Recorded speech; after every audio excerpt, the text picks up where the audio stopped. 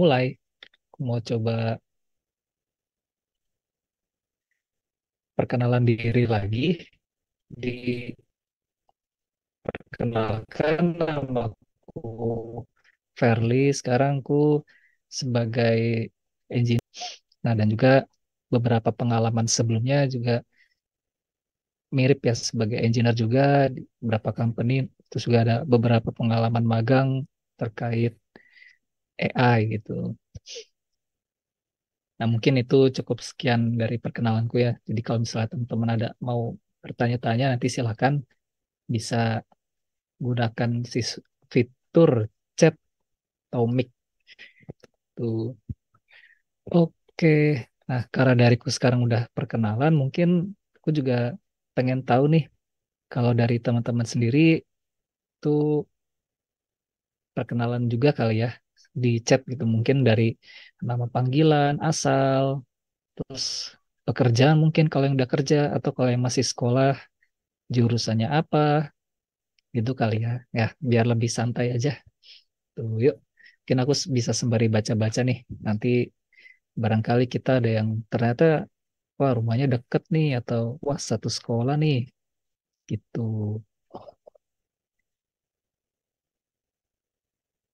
Oke.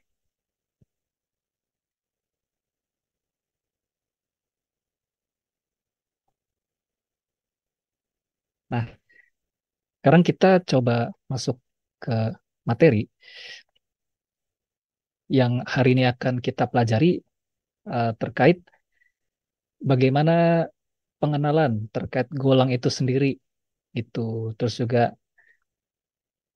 tentang gimana cara menggunakannya nanti ya. Nah, ini yang paling penting nih, yaitu gimana cara kita menggunakan golang itu. Nah, nanti akan ku share secara praktikal gitu. Jadi teman-teman bisa mencoba secara langsung gitu. Nah, itu juga ada terkait company-company-nya nih. Mungkin dari teman-teman ada yang penasaran gitu. Wah, ternyata banyak ya company gede yang make bolang. Kayaknya nih bisa jadi alasan kuat juga gitu. Kenapa kita harus mempelajari ini. Jadi kita coba breakdown dan beberapa sesi lainnya. Itu. Nah, sekarang kita coba perkenalan ke Golang.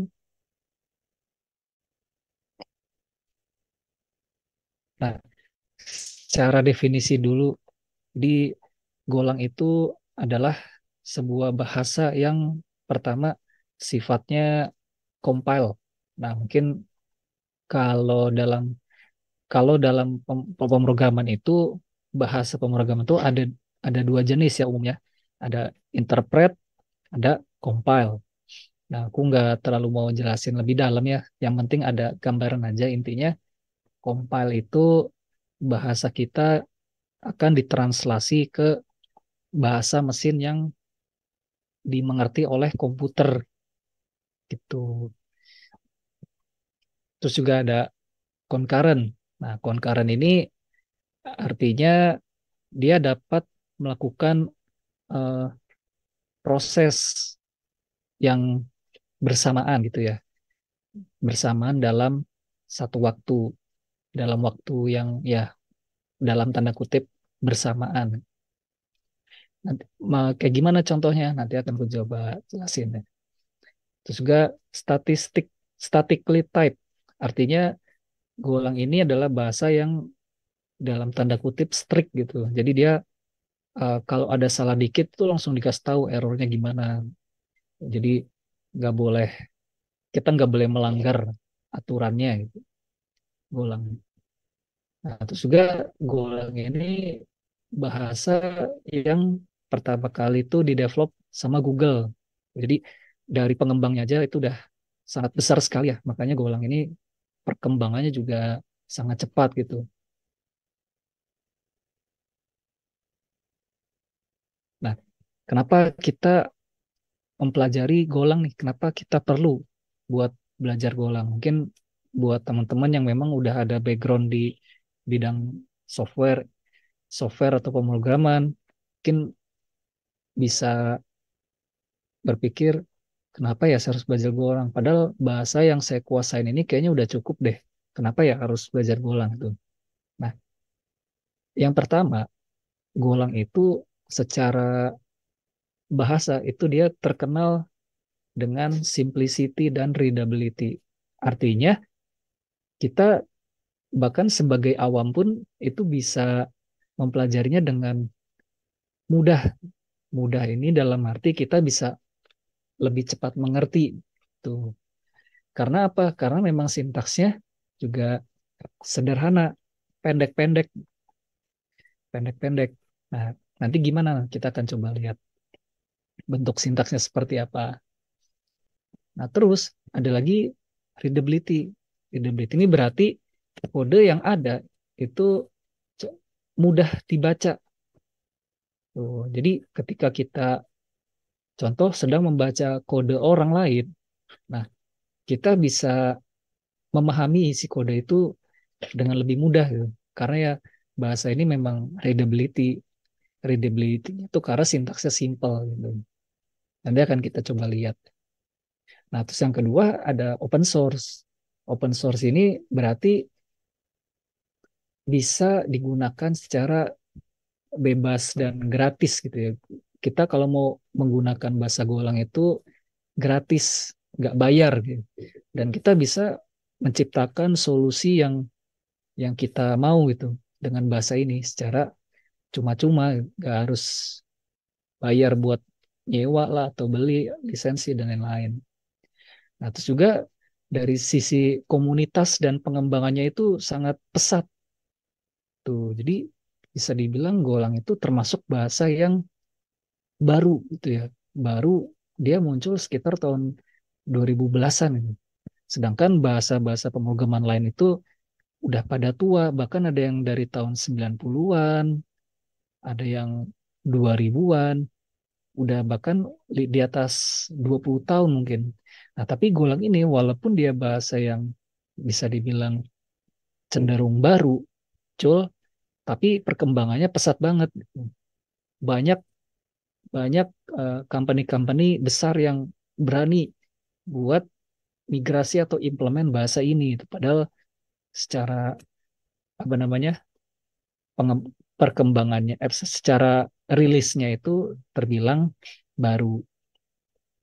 Tuh. Terus juga ada namanya cross compile. Cross compile ini artinya bahasa Golang ini bisa digunakan berbagai operating system. Misalnya kita pengen membuat program Golang kita ini bisa berjalan di Windows, Linux, atau di Mac juga bisa gitu.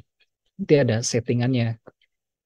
Nah, kalau kita pengen program kita jalan di Mac, itu seperti apa, di Linux seperti apa, dan Windows seperti apa. Jadi kita bisa atur nanti ini berjalannya di mana dan tetap mudah pastinya. Itu. Nah, terus juga ada yang namanya automatic memory management. Nah, mungkin buat teman-teman yang udah familiar dengan ini pernah dengar ya namanya garbage collection. Tuh, jadi automatic memory management ini adalah salah satu alasan juga kenapa kita perlu belajar Golang karena memory management itu adalah salah satu hal yang challenging di pemrograman manapun tuh.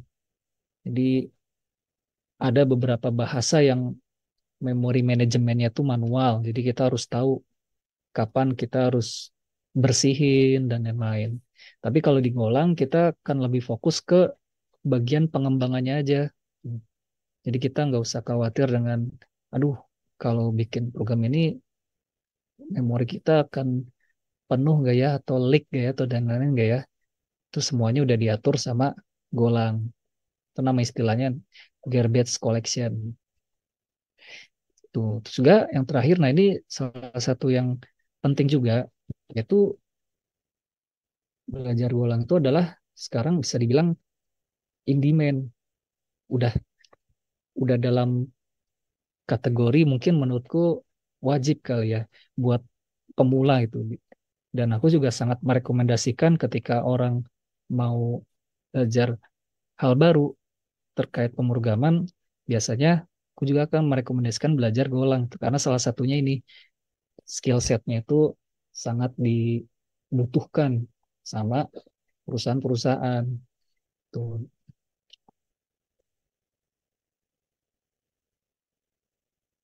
Nah, sekarang kita lihat um, siapa aja sih yang menggunakan Golang ini. Nah, coba liatin ya, biar kita ada sedikit bayangan. Kalau kita belajar Golang itu sebenarnya bukan hal yang cuma-cuma, tapi banyak manfaatnya.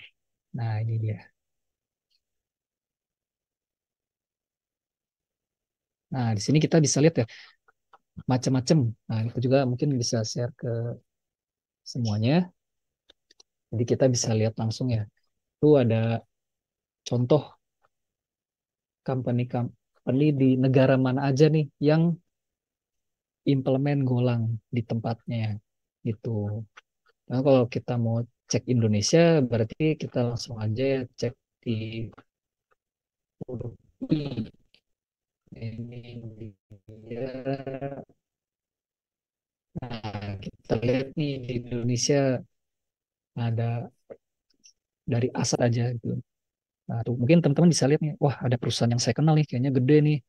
Tuh, kita bisa lihat ya beberapa banyak company-company yang besar dan pastinya kita sudah familiar gitu. Dan mereka mengimplementasikan bahasa ini di di company-nya gitu.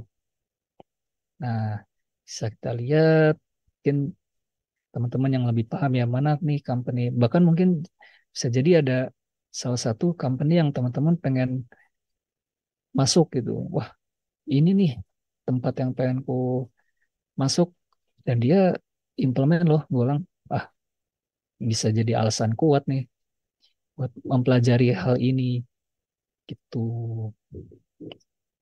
Nah,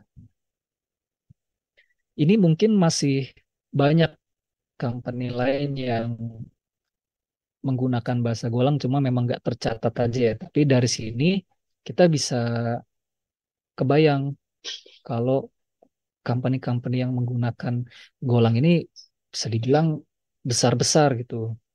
Jadi memang sesuai dengan kebutuhannya itu ya in demand. Jadi kita nih kalau bisa Golang itu dibutuhkan sama perusahaan. Tuh. Jadi sekarang sudah ada alasan ya teman-teman buat pelajari Golang. Nah, karena sudah ada alasannya buat kita pelajari Golang, sekarang kita coba masuk lebih dalam aja ke bahasanya Golang. Nah, ini yang paling penting. Jadi kita akan coba perkenalan dengan Golang dan mungkin aku akan coba ajak teman-teman buat demo ya secara langsung itu, praktek.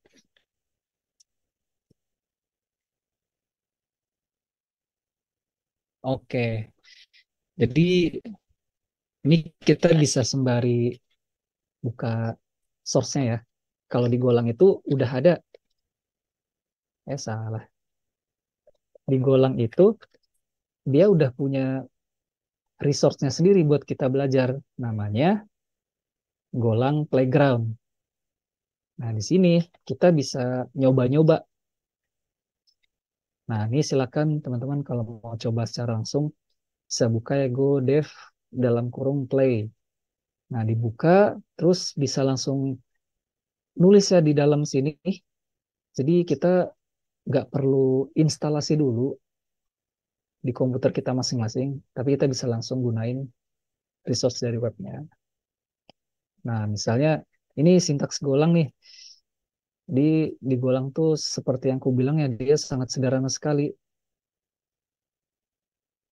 Ini namanya library. Kita coba perkenalan secara struktur dulu ya. Ini namanya package. Package itu gampangnya seperti folder gitu ya. Kalau bahasa umumnya, anggaplah package itu adalah folder. Kita membuat sebuah folder namanya main. Tuh. Terus di bawahnya ada namanya import. Nah, di bahasa pemrograman itu ada yang namanya library. Nah, library itu juga nanti kebagi dua. ada yang namanya built-in. Built-in itu bawaan si golangnya. Ada juga library eksternal. Berarti eksternal ini buatan orang lain di luar golangnya. Tuh. Nah, ini adalah salah satu library bawaan dari Golang. Jadi kita nggak perlu ngapa-ngapain, ya nggak perlu instalasi, konfigurasi, tapi bisa langsung gunain yang ada di dalam Golang. Nah, salah satunya namanya FMT. FMT itu format, ya, formatting. Nah, terus di dalamnya lagi ada namanya function main. Artinya semua kode itu akan dijalankan. Di mana semua kode itu akan dijalankan. Nah, jadi di dalam blok 7 tuh kode kita dijalanin, akan dibaca. Tuh. Ini namanya main function. Setiap bahasa pemrograman ada yang ada main functionnya. Cuma kalau di Golang kurang lebih bentuknya seperti ini. Dan dia sangat simpel ya. Fun main. Nah, di sini kita misalnya coba hello, nama kita. Nah, sekarang kita bisa langsung running aja. Cara runningnya di sini ada tombol run, terus di bawah ada loading. Nah, ini adalah output pertama kali, output dari program Golang sederhana yang kita buat. Nah, di sini kita sekarang udah berhasil membuat program Golang kita berjalan. Jadi benar-benar ketika aku bilang simplicity itu benar-benar sederhana caranya. Dan kalau mungkin buat teman-teman yang udah pernah nyoba bahasa lain, nah mungkin bisa dibandingkan kalau bahasa Golang ini menurutku lebih simple dibanding bahasa yang sekarang teman-teman kuasain gitu. Nah, jadi sangat sederhana sekali buat kita menulis program Golang, tapi komponen di Golang tuh ada apa aja? Nah, sekarang kita coba berkenalan lebih dalam nih. Nah, yang pertama itu ada namanya variabel. Variabel itu apa? Variabel itu adalah kita bisa bayangkan sebagai wadah. Gitu. Variabel itu seperti wadah. Salah kalau kita punya ember kosong. Nah, kita punya ember kosong, tapi kita di situ uh, define kalau ember ini cuma boleh diisi sama buah-buahan. Kalau sayuran nggak boleh diisi, apalagi misalnya perkakas nggak boleh juga. Pokoknya kita punya ember atau wadah yang cuma bisa diisi oleh buah gitu. Nah, ini analoginya. Jadi kita mendeskripsikan yang namanya variabel atau wadah gitu ya. Nah, kalau secara teknisnya kita bisa lihat di sebelah kiri ada namanya var int. Artinya apa? Kita punya wadah dengan nama wadahnya itu adalah i, dan wadah i ini cuma boleh diisi dengan sesuatu yang tipenya number atau integer, number gitu ya bahasa gampangnya. Terus ada lagi var s string. Berarti kita punya variabel atau wadah yang cuma boleh diisi sama string itu. Terus juga ini ada beberapa jenis cara untuk deklarasi ya, deklarasi variabel di Golang. Ada yang ini yang atas nih cara pertama, ini ada cara kedua, ini ada cara ketiga, dan seterusnya. Intinya sama mendeskripsikan variabel itu. Nah, tapi walaupun ini beda, intinya semua sama ya. Dia sama-sama deklarasi variabel. Nah, sekarang gimana bentuk realnya nih variabel itu? Oke, kita coba praktekin nih. Kalau tadi di webnya, di source-nya kan kita cuma print, tampilin pesan aja. hello, terus nama kita. Nah, sekarang bentuk real dari variabel di Golang itu kurang lebih seperti ini. Saya kayak tadi ya, var, nama, misalnya string. Nah, terus nama sama dengan nama saya misalnya. Nih, nanti gimana cara nampilinnya? Cara nampilinnya kita ubah yang tadinya langsung pesannya ya. Pesannya, tanda kutip ini kita anggap aja pesannya, terus kita ubah jadi nama variabelnya nih. Tuh. Nah, sekarang kalau kita running, bentuknya gimana? Ini kita bisa lihat ya sebelumnya hello Fairly. Sekarang kalau kita running, nah berubah jadi Muhammad Fairly gitu. Nah, ini teman-teman bisa langsung coba gitu. Misalnya, saya pengen bikin lagi deh. Contoh, em, asal kota gitu ya. Asal kota. Asal kotanya yang angka aja deh. Misalnya apa lagi? Misalnya tinggi, INT, terus tambah lagi. Tinggi sama dengan katakanlah 190 gitu. Terus gimana cara nampilin pesanku? Caranya, ini kita bisa tambahin lagi printingnya, terus kita tulis lagi variabel tingginya. Tuh, sini kita running lagi.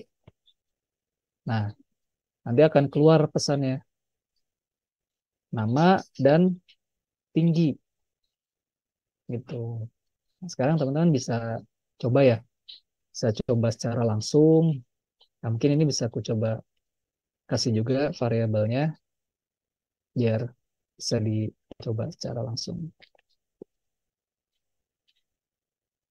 Oke, jadi itu adalah salah satu cara untuk yang namanya mendeklarasikan variabel, deklarasi variabel. Nah, terus kita lanjut. Nah, sekarang kita akan coba memahami tipe data. Tipe data ini penting banget buat kita pahami. Jadi sebenarnya nggak cuma di Golang ya, tapi di semua bahasa pemrograman ini kita wajib tahu tipe data yang ada itu apa aja. Dan antar bahasa bisa jadi beda gitu penulisannya. Walaupun sama-sama dia mau jelasin angka itu. Contoh kalau di Golang, kalau kita mau deklarasi variabel tipe number itu ada macam-macam. Ada yang 8 bit, 16 bit, 32 bit. Nah, yang membedakan adalah range-nya. Kalau salah INT 8, berarti range-nya min 128 sampai 127. Jadi dia nggak bisa lebih dari range yang ada. Kalau di sini kita 128 positif, nggak bisa. Di sini juga min 129 itu nggak bisa. Tuh. Juga ada 16 bit, berarti sesuai dengan range-nya ya, 32.000. Di atas itu dia nggak bisa. Tuh. Ada float. Float ini desimal. Tuh, desimal. Nah, sekarang kita coba langsung aja deh. Yang paling kecil kali ya, aku coba bikin 8. Apa tadi itu? INT 8, oke. Saya di sini INT 8. Nah, karena tadi dia batasnya 127, nah, dia nggak bisa cannot use 190 karena melebihi batas yang ada gitu. Jadi sesuai ya sama yang dideskripsiin kalau satu INT integer 8 bit dia value-nya nggak bisa melebihi 127. Jadi di sini kita juga mesti hati-hati buat deklarasi variabel itu mesti hati-hati. kalau kita asal, bisa jadi itu nggak nggak sesuai dengan kebutuhan kita. Misalnya, ah udahlah pakai yang 8 aja yang paling kecil. Tapi ternyata punya sistem yang datanya itu rapid gitu penjumlahannya. Jadi setiap hari ada member baru. Ternyata kalau dia hitung ada 1.000 orang. Sedangkan di sini batasnya 100. Nanti programnya error deh. Gitu. Jadi mesti hati-hati buat deklarasiin variabel. Nah, terus setelah kita paham untuk tipe data yang ada di Golang, nah kita bisa menyesuaikan kebutuhan kita. Contoh, kalau kita mau, kayaknya saya mau ini deh, mau ngitung air. Volume air ini cocoknya apa ya? Kayaknya desimal deh, karena kan air itu volumenya nggak tetap. Nggak mungkin dia 1, 2, 3, bisa jadi ada 1,1, 1,2, dan seterusnya.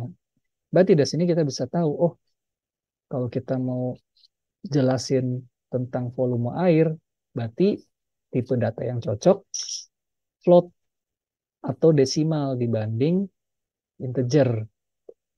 Tuh, kayak gitu teman-teman.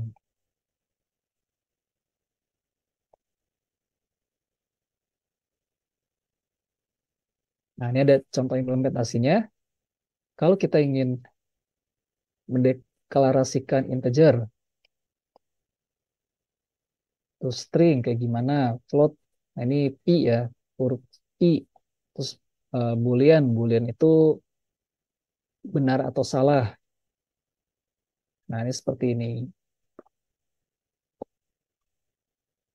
Ini kurang lebih sama ya kayak di awal. Jadi var s string, misalnya var nama string sama dengan nama kita siapa. Jadi memang ada banyak cara buat mendeklarasikan variabel di Golang. Yang penting kita tahu harus pakai tipe data yang mana di kasus kita.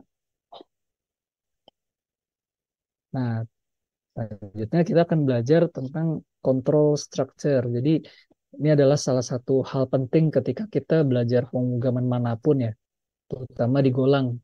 Karena hari ini kita belajar Golang. Jadi control structure ini adalah sesuatu yang pasti kita temukan gitu, dimanapun, nggak cuma di Golang doang. Nah, intinya dari sini kita bisa melakukan um, conditional statement gitu. Contoh, kalau misalnya kita pernah nggak dengar kalimat kayak gini, jika hujan, maka saya tidak pergi. Jika tidak hujan dan cuaca mendung, saya akan pergi, dan seperti itu. Nah, itu sebenarnya bisa kita translasikan secara kode. Nah, secara pemrograman disebutnya conditional statement atau control structure. Tuh, coba kita praktekin lagi. Kita coba praktekin lagi. Misalnya di sini ada kalimat jika uh, umur lebih dari 45 dan tinggi kurang dari 170 cm, maka tidak boleh masuk. Contoh. Nah, kita bisa translasikan bahasa manusia ini ke dalam program. Kalau di Golang, dia bentuknya akan seperti ini. Pertama, kita deklarasi lagi. Yang dibutuhkan kan berarti umur sama tinggi. Berarti kita definisiin variabelnya. Var umur, saat tipenya int, sama dengan 45. Terus var, enggak tinggi. Nih ya, saya ada cara lain biar lebih bervariasi. 170. Oke, udah dapat ya. variabelnya ada umur dan tinggi. Gitu. Ini outputnya sama-sama deklarasi variabel walaupun caranya beda. Terus sekarang kita masuk ke kondisinya. If, jika kan, if umur lebih dari itu sama ya simbolnya kayak di matematika 45 N. N itu dan tinggi kurang dari 170.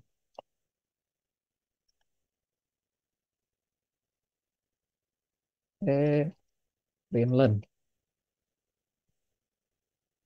dilarang masuk. Nah, kita coba jalanin. Oh iya, oke, sorry. Oke, tutup kurung.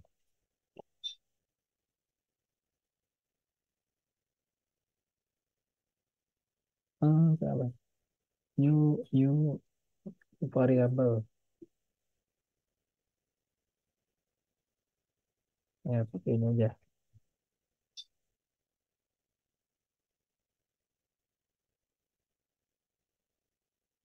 Redeclare. Oh, ya juga. Udah dipakai ternyata. Baru sadar. Apa ya? Ya udah, pakai bahasa Inggrisnya aja deh. Umur dan ini aja deh. Uang. Uangnya berarti ya. Berarti di sini uang kurang dari 170.000. Nah,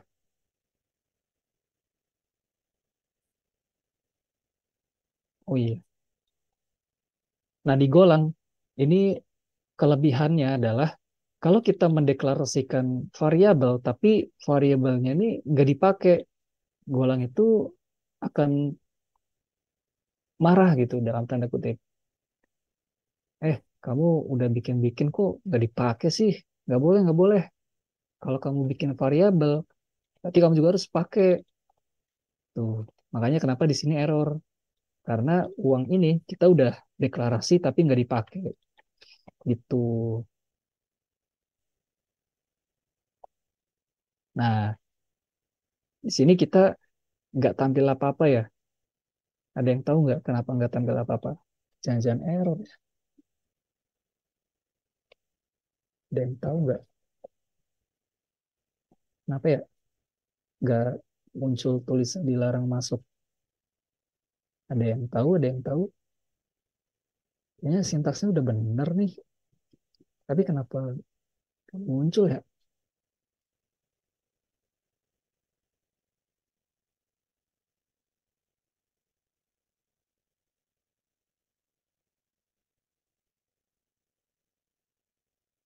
Oke, ada beberapa jawaban menarik.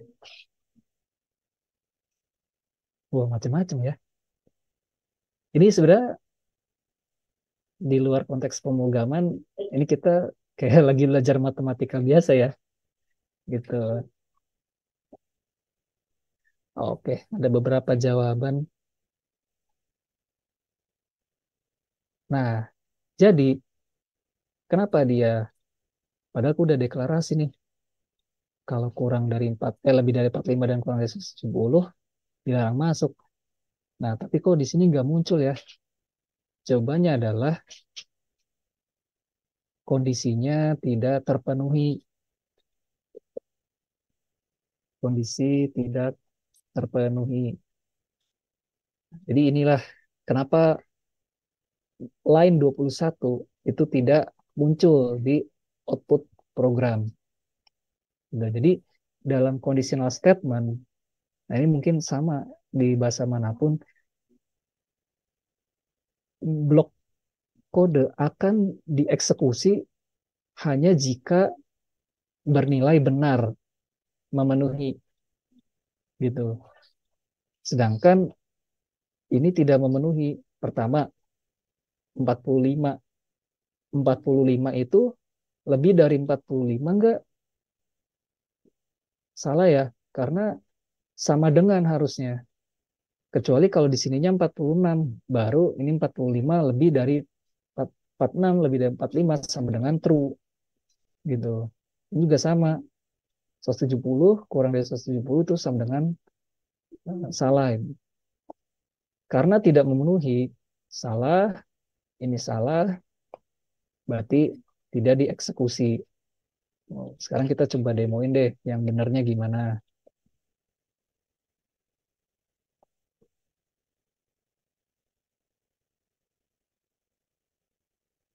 Oh, ya.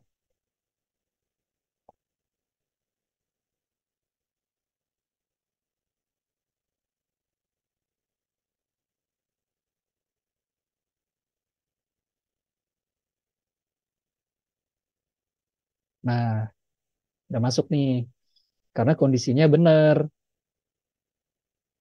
Itu makanya kenapa bloknya dieksekusi.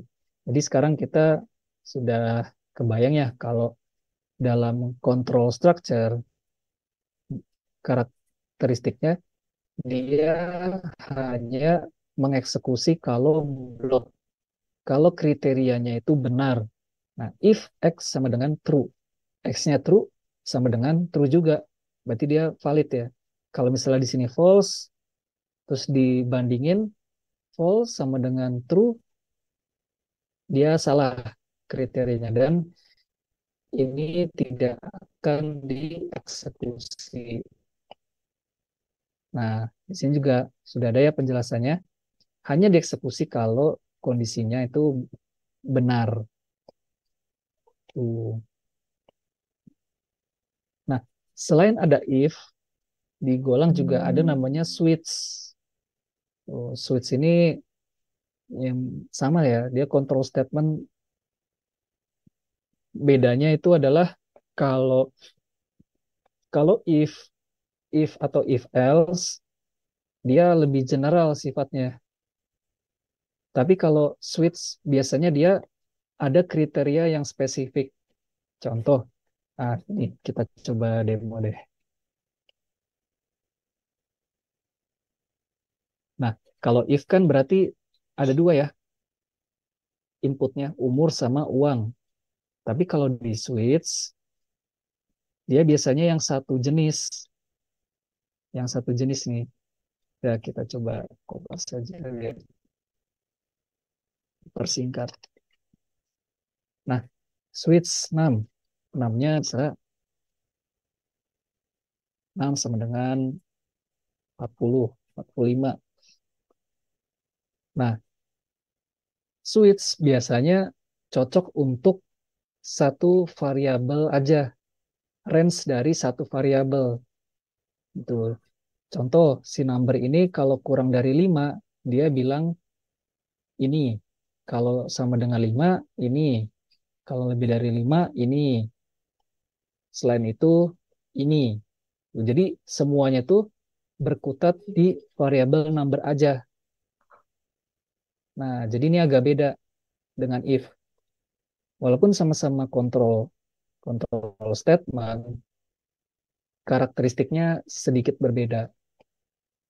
Jadi kalau di switch dia nggak bisa nih. Misalnya 6 sama dengan 45, tapi umur sama dengan 5. Nah, dia nggak cocok. Mana ya? Nah, biasanya kalau switch dipakai untuk kayak seperti ini. Jadi kadang orang suka bingung tuh kapan ya harus pakai switch, kapan harus pakai if. Kalau menurutku if ini lebih cocok untuk ada banyak jenis parameter. Sedangkan kalau switch satu aja. Berarti kalau kita bahasain secara manusia, jika X kurang dari 5 atau X lebih sama dengan 5 atau X bla bla bla. Tuh. Jadi semuanya sama X, X, X. Sedangkan kalau di sini jika umur, dan jika uang. Tuh, di sini kita udah lumayan bergambar lah sedikit perbedaan terkait control structure. Tuh, aduh, sorry, ke close. Oke, wait. Nah, selanjutnya, sebentar, mana nih screen share-nya?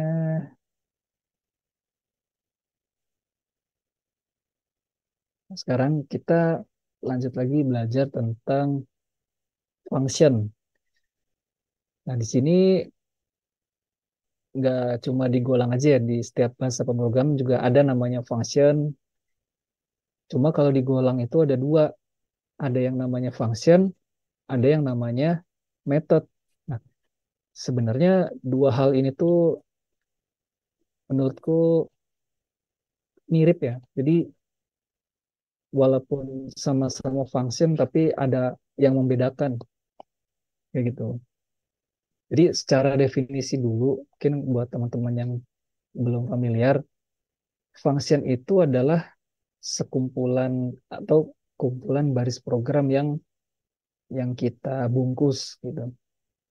Jadi kadang-kadang di kalau kita membuat suatu program ada beberapa kode yang repetitif atau berulang-ulang. Contoh mana? Ya? Contohnya gini. Nah, misalnya ini ada namanya println nama, terus nanti di bawahnya ada lagi println nama lagi, terus nanti di bawahnya ada println nama lagi. Nah, daripada kita menggunakan baris kode yang sangat berulang-ulang, mendingan kita bungkus aja supaya kodenya ini sebenarnya cuma satu, tapi bungkusannya itu kita gunain berkali-kali. Itu, dan secara istilah dia namanya adalah function.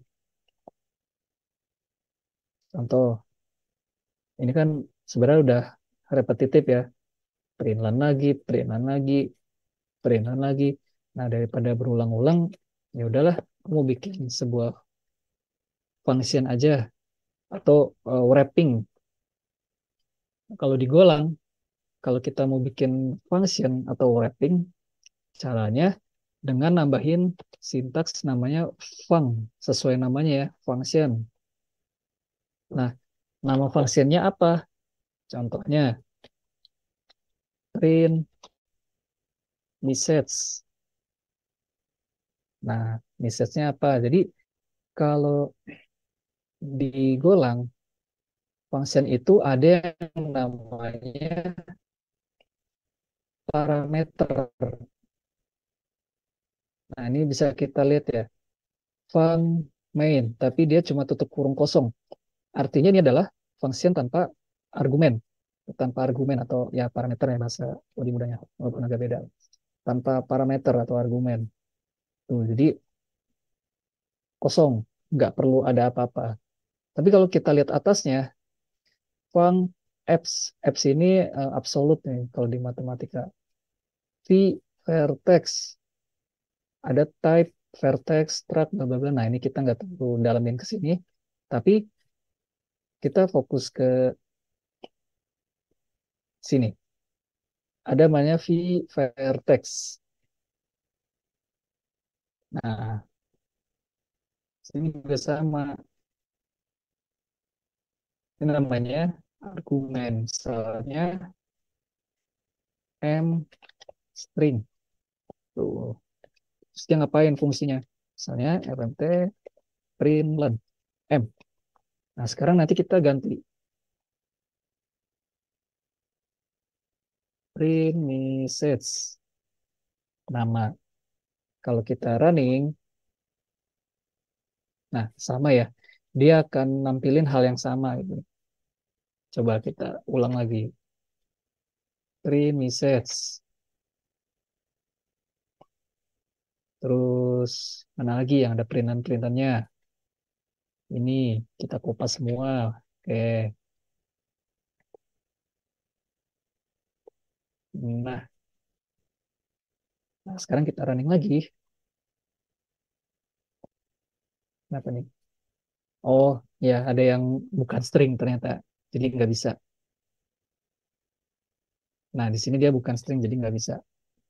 Udah aku skip dulu aja. Tinggi declared. Oke, ya karena nggak jadi dipakai, kita hapus saja. Undefined tinggi gimana ya? Oke, kita tunggu. Nah, sekarang tampillah message yang sama gitu.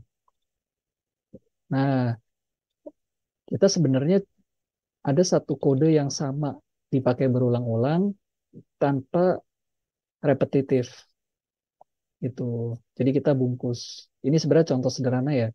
Kalau contoh realnya mungkin nggak sesimpel ini, tapi ada beberapa step gitu. Tapi intinya ini adalah contoh implementasi uh, function di Golang kayak gitu.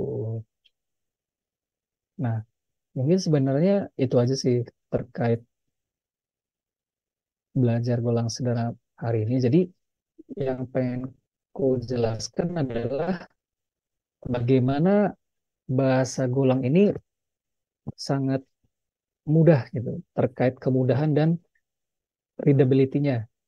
Nah, sih sebenarnya kita bisa lihat kalau secara sekilas kita bisa memahami variabel-variabel yang ada di Golang itu. Mungkin ini yang merasakan teman-teman yang udah ada pengalaman di pemrograman ya. Jadi ketika membandingkan akan terasa lebih mudah gitu.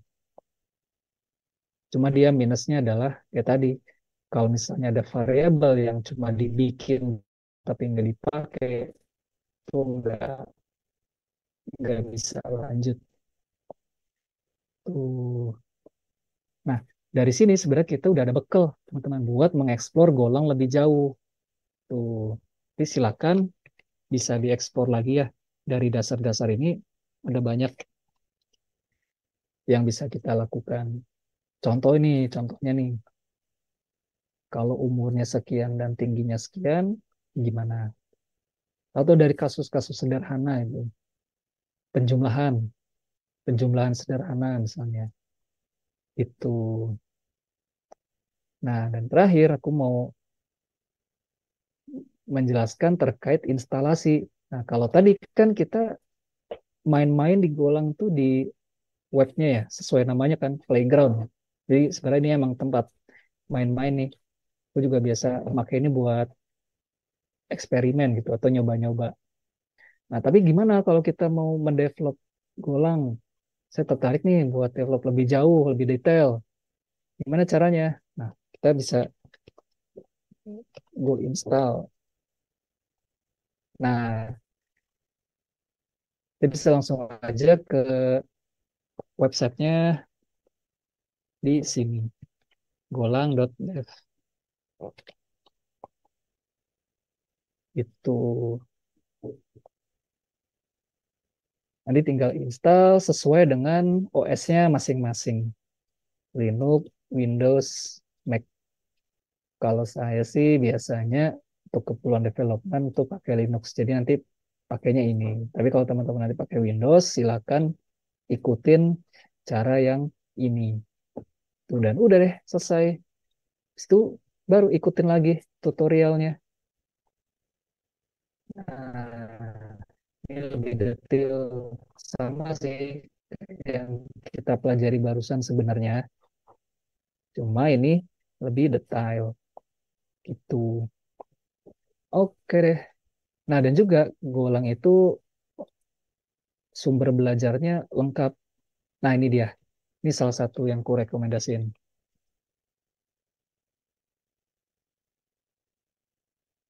Nah, ini dia. Ini kalau misalnya teman-teman pengen serius belajar Golang, bisa mulai dari sini. Jadi memahami secara lebih detail dan komprehensif itu bisa dari sini. Cukup dari sini. Nggak perlu kemana-mana. Gitu. Sip, mungkin itu aja sesi belajar golang kita hari ini. Semoga dari hal sederhana ini bisa memantik teman-teman buat, wah kayaknya seru nih belajar golang. Ternyata aku bisa paham loh sekali sekali lihat misalnya. Ah, pengen belajar lebih dalam deh. Nah, itu bisa nih lanjut lebih detail itu. Oke, karena sudah cukup, mungkin dariku cukup sekian untuk sesi sharing hari ini. Terima kasih buat teman-teman yang sudah memperhatikan. Semoga kontennya bermanfaat ya walaupun sederhana dan semoga teman-teman bisa tertarik buat belajar golang lebih dalam dan bisa implement ide-idenya. Tuh, mungkin dari itu aja.